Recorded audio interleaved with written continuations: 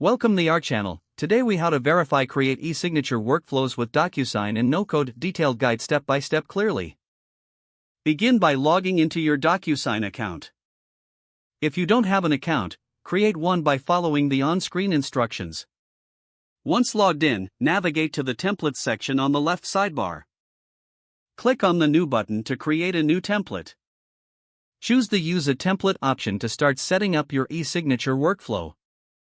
Select a pre-built template or create one from scratch. To create one from scratch, click on Create Template.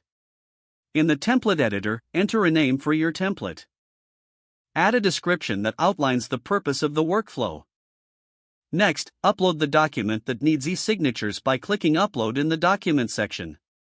After uploading, you will see the document appear in your drag and drop the required fields such as signature, date, and initial onto the document. Position these fields in the appropriate areas where you need signatures. For each field, specify the recipient role by selecting from the drop-down menu.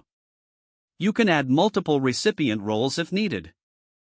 Set the signing order if you want recipients to sign in a specific sequence. Go to the Advanced Settings section to configure additional options. Here, you can set reminders, expiration dates, and other preferences for your e-signature workflow.